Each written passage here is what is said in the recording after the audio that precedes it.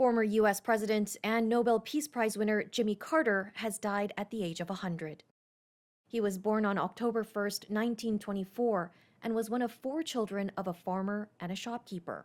He graduated from the U.S. Naval Academy in 1946 and served in the nuclear submarine program, but left to manage his family peanut farming business.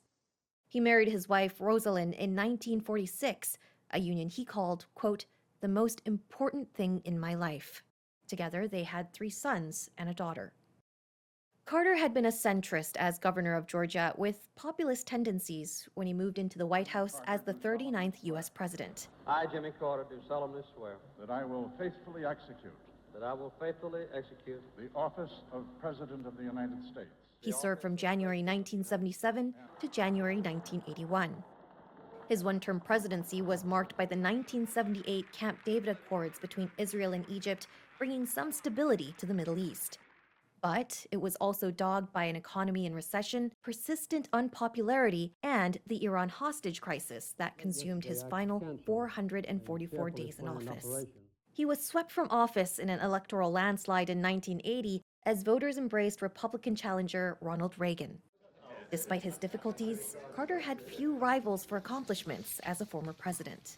He worked for decades on humanitarian causes and was awarded a Nobel Peace Prize in 2002 for his efforts to promote human rights and resolve conflicts around the world.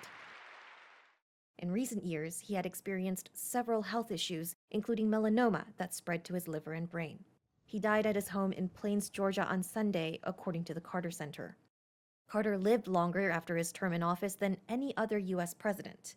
Along the way, he earned a reputation as a better former president than he was a president, a status he readily acknowledged.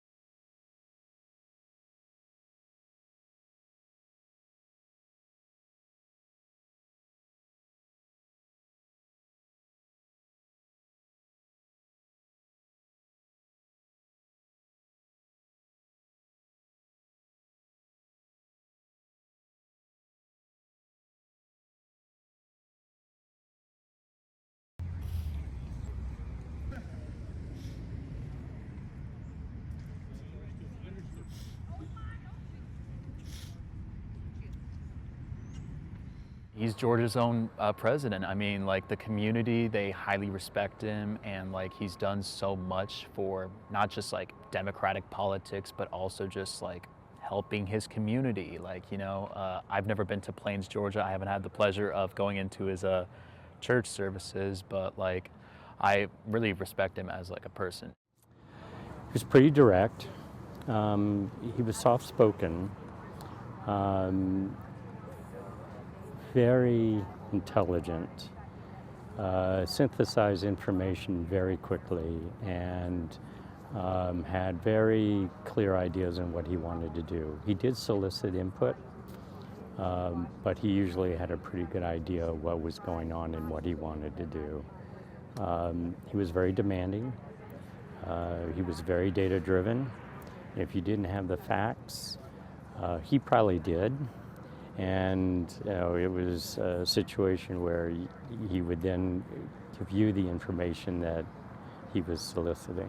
So you always had to be on your game when you were with President Carter.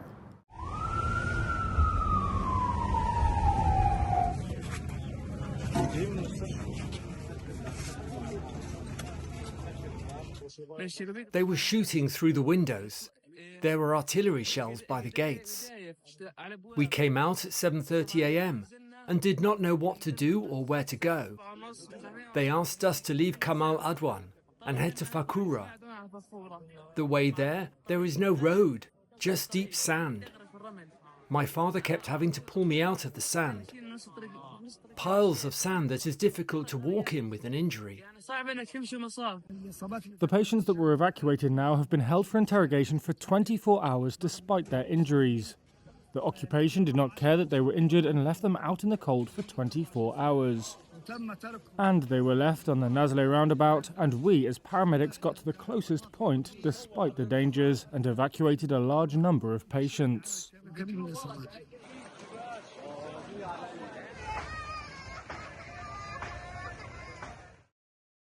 This is the moment an Israeli airstrike hit a tower at Yemen's Sana'a airport on Thursday. Reuters verified the date by aftermath footage and reports of the strike, and was able to confirm the location as objects seen in videos matched file and satellite imagery of the area. The head of the World Health Organization, Tedros Adhanom Ghebreyesus, said he was at the airport when chaos struck. Surveillance footage broadcasted on a Yemen television channel showed a man, which it said was WHO Chief Tedros, seated in a lounge before being abruptly escorted. I was not sure actually I could survive because it was so close, few meters from where we were. Tedros spoke via telephone from Jordan on Friday, where he flew after the strike to help evacuate a United Nations colleague who was seriously injured at the airport. You know, we didn't know actually what would happen, but after 4 explosions, I think it stopped. The bombing occurred alarmingly close to our location, just meters away, and to be honest, a slight deviation could have resulted in a direct hit. Tedros traveled to Yemen over Christmas to try to negotiate the release of 16 UN staff and others held there. He acknowledged that the trip was risky in light of tensions between Israel and the Houthis. He said talks with Yemeni authorities had gone well and that he saw a chance that staff could be freed. Israel's military said it struck multiple targets linked to the Houthi movement on Thursday, after Houthis repeatedly fired drones and missiles toward Israel in what they describe as acts of solidarity with Palestinians in Gaza. Israeli Prime Minister Benjamin Netanyahu said afterwards that Israel was just getting started with the Houthis.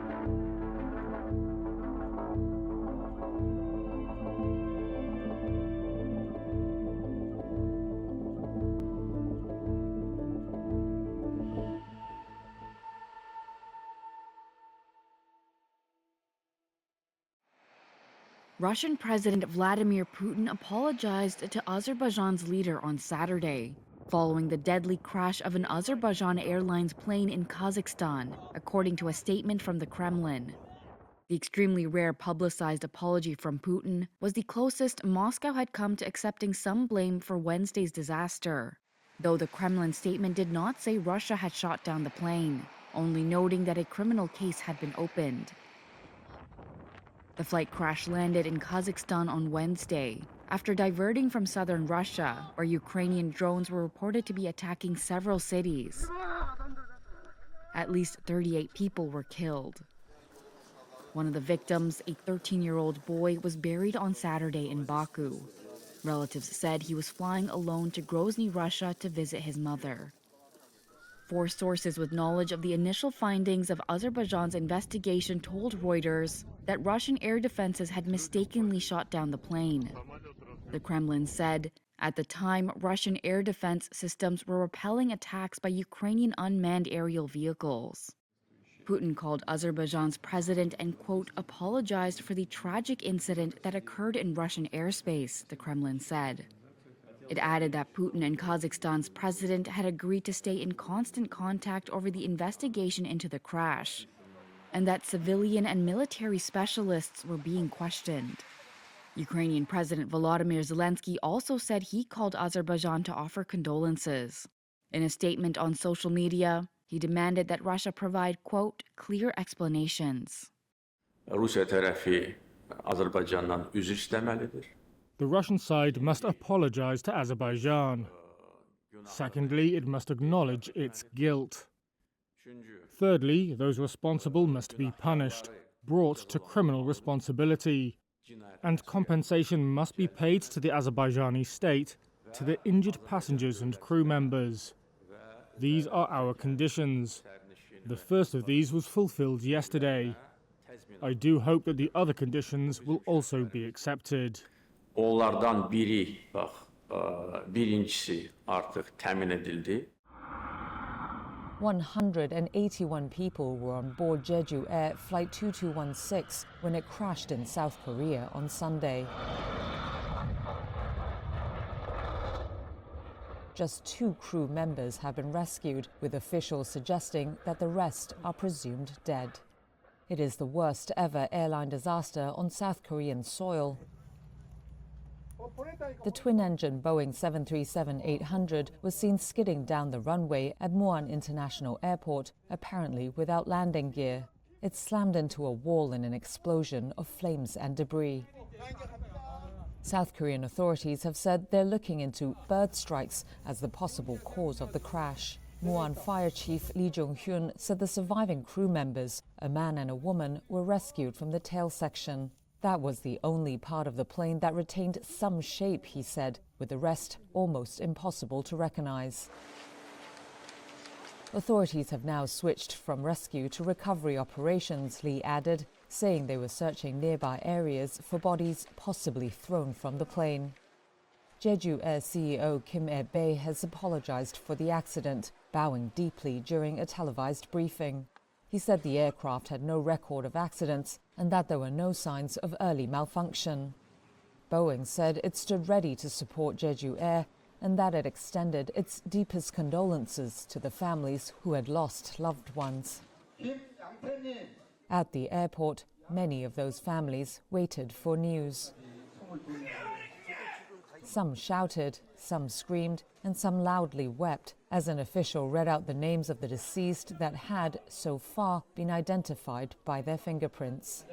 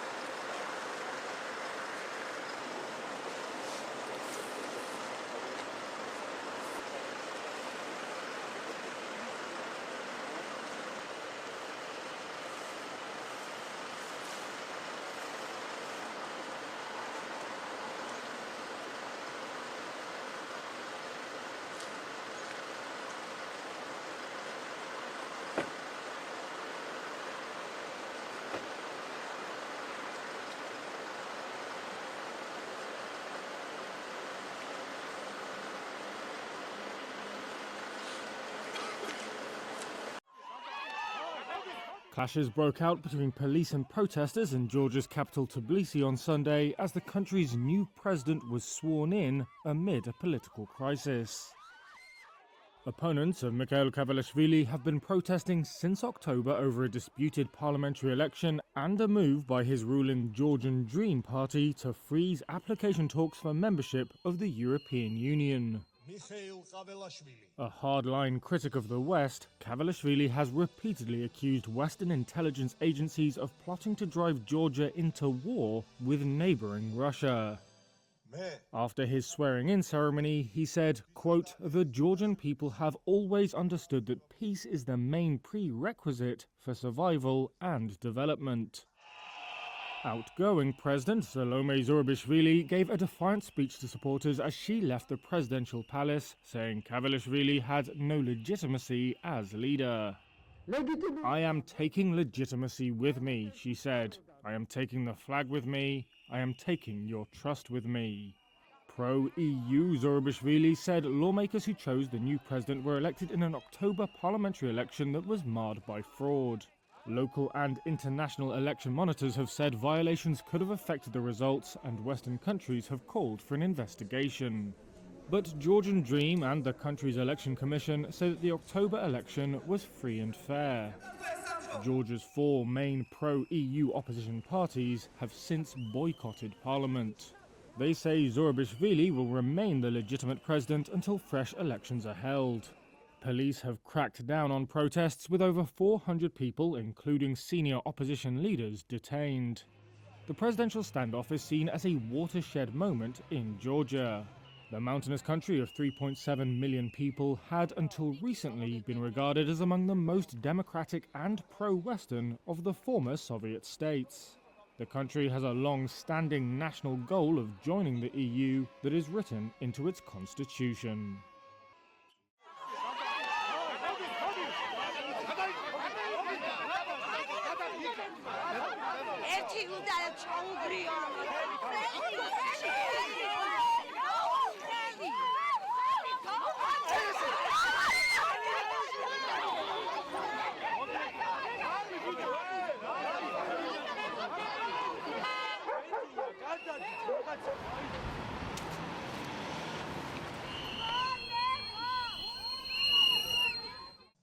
მე საქართველოს პრეზიდენტი ღვთისა და ერის წინაშე ვფიცავ აღორძინებისა და ძლევამოსილებისათვის.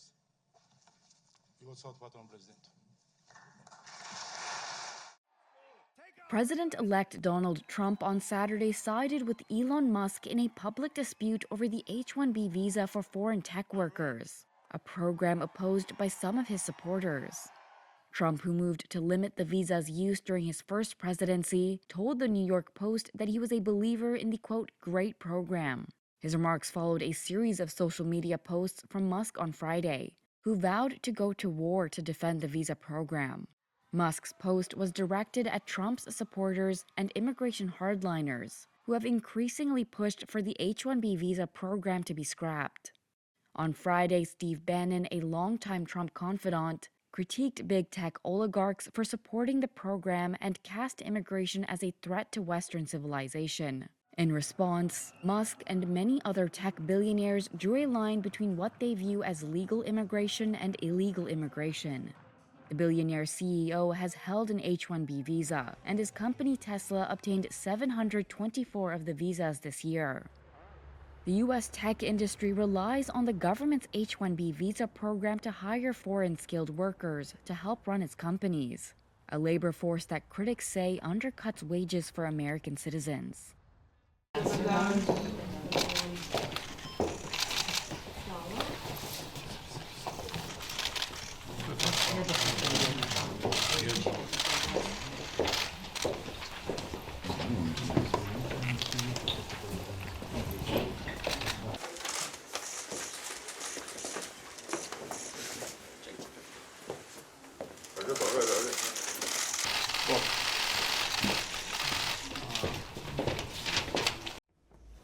South Korea's acting president Choi Sang-mok held an emergency meeting in Seoul on Sunday to discuss the country's deadliest air disaster just 2 days into his new job. As the acting head of the government responsible for the safety and lives of our residents, I feel an indescribable sorrow and profound regret, he said. Choi visited Muan International Airport before the meeting, where most of the 181 people on board a Jeju Air flight died, South Korea's transport ministry said. Video shows the plane belly landing and skidding down the runway before crashing into navigation equipment and a wall in an explosion of flames and debris. Some South Koreans worry the crash, which the transport ministry calls the deadliest air accident on South Korean soil, could be mishandled amidst the country's ongoing political turmoil. Choi, South Korea's finance minister, became acting leader Friday night after Prime Minister Han Duck-soo was impeached. South Korea's parliament impeached Han less than 2 weeks after suspending President Yoon Suk-yeol over his short-lived attempt to impose martial law. The bewildering turnover left the government scrambling when Sunday's crash occurred. With the presidency vacant and with things like this happening, I am quite concerned that the handling may not go smoothly, says this resident. I'm feeling more anxious, he adds. This resident says he's uncertain whether the government can effectively perform its duties. Behind the scenes, government offices were still figuring out the chain of command and how press statements would be released, a ministry spokesperson and 4 officials told Reuters. A senior finance ministry official said it's still undecided who, if anyone, from Yoon's and Han's offices would report to Choi. Choi is leading the centralized disaster control team instead of the prime minister, who would typically be in charge, an official said. Choi on Sunday declared Muon County a special disaster zone and said the government will provide all necessary support needed.